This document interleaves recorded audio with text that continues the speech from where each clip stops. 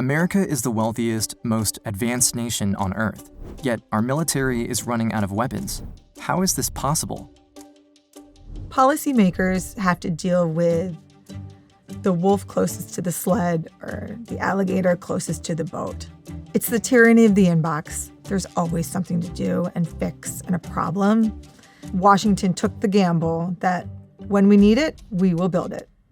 And the gamble has been exposed to be misguided because the cranks did not turn back on quickly when Washington said, "Hey, industry, we need your help."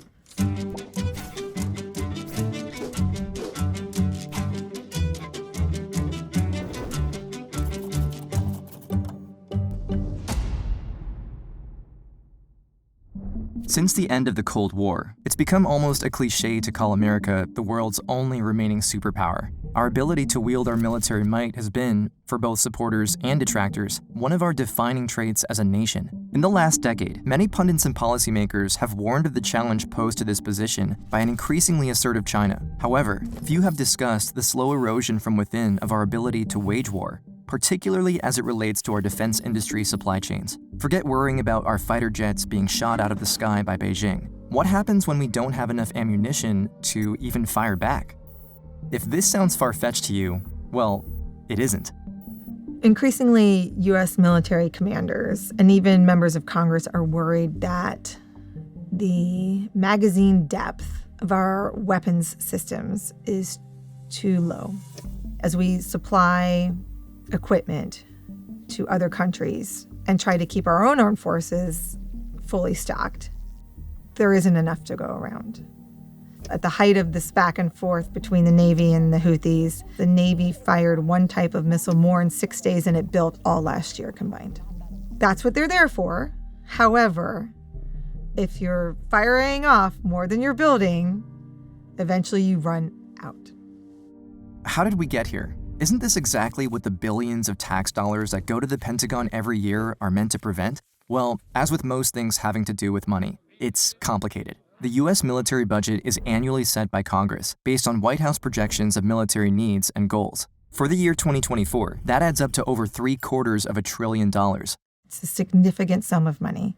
It's also a really large organization tasked with life or death responsibilities. The armed forces are trained, ready, capable, and forward, but they're very busy, very spread thin across 3 theaters: Europe, the Middle East, and Asia Pacific. Not only is the military spread thin, but the companies and workforces that support them to provide ongoing equipment and resupply, they're strained to keep up as well.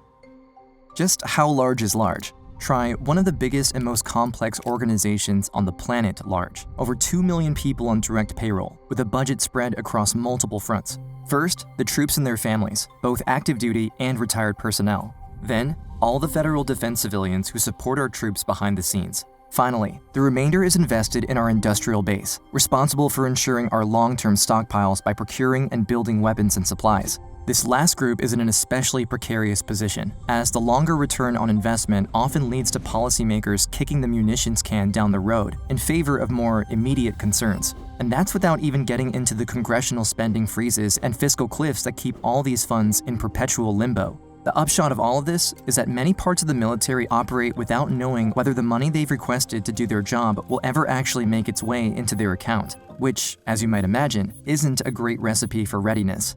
Military readiness is the moment's notice ability of the armed forces and anyone who supports them to offer options to the commander-in-chief to do whatever they've been tasked to do. Readiness is a constant state of flux. It's also very perishable. It's like milk in the refrigerator. You have to constantly update it. Pilots need to fly, machines need to run, workers need to be upskilled and educated. Factories need parts. All of these things contribute to readiness, but it's never complete. It's only ongoing. Congress has to send the money on time. When you don't get that money, that other work doesn't happen until you do. This kind of production delay would be harmful to any business, but for weapons firms, it's often catastrophic. Because munitions are incredibly complicated and can often take years to build, it's simply not possible to ramp up production on short notice. And that's before you even consider how difficult it can be to source some of the specialty parts. These parts are often supplied by only a single company, which is almost never located in the US, and so getting more requires getting in line alongside every other nation who's ordering them. This bottleneck is present in peacetime, but in a time of war, it can become virtually a stranglehold. Exacerbating this problem is the fact that, unlike many of our rivals, we have often been quick in times of peace to reallocate our budget to more pressing needs, thus slowing our production and allowing supplies to dwindle. Americans are busy. They don't have time to think about these problems. They expect Washington is thinking about this stuff for them, which I think is fair. But they do hear things like the tired trope that America spends more than the next X countries combined, whatever that number might be, 9, 10, 11. But that's going on the word of the Chinese Communist Party. For context, China publicly reports a military budget of around $230 billion. However, research by experts widely indicates that China is spending much more on its military than it publicly reports, and US spy agencies put Beijing's real military spending at somewhere around $700 billion, or almost on par with our own spending. Seen in this light, American complacency about our military readiness feels increasingly dangerous. Not only does it hurt our ability to defend our own interests, but it also gives our rivals an easy opportunity to advance. I firmly stand with George Washington, which is the surest way to keep the peace is to be ready for war. So we don't know Beijing's intentions, and they're certainly not going to pick up the phone and call me and tell me. It's not our job to predict what they might do, but to be ready for anything and help shape the calculus of the leader atop their government from thinking like, today I'm going to use violence to get what I want. That's our job. That's the military's job. There's a whole lot of work and investment and money and training that goes into that, but it's a whole lot cheaper than going to war. So what are the chances of that happening? No one has a crystal ball, of course. But looking at the current sweep of American military commitments across the world, in Ukraine, in Israel, and in Yemen, with China looming over it all, it seems clear that we are reaching some sort of breaking point. The rosy assumptions among many experts and policymakers about our ability to fight lean wars in the 21st century must give way to ensuring military readiness, even when such a surplus might not seem, at the time, like the most efficient use of our resources. It's easy in peacetime to say we don't need this and we don't need that. We can get rid of and retire ships early, and aircraft can go to the boneyard, ships can go to the ghost fleet, and not buy enough munitions to go on all of those things. Having more is expensive. Having more and until you need it means you got to warehouse it, store it, supply it. All of these things are considered inefficient. But when the shooting starts, it was a smart investment. It's like your home insurance. The basement floods. Did you really enjoy paying those monthly premiums? No. When they finally cut you a check because they fixed your basement, thank goodness.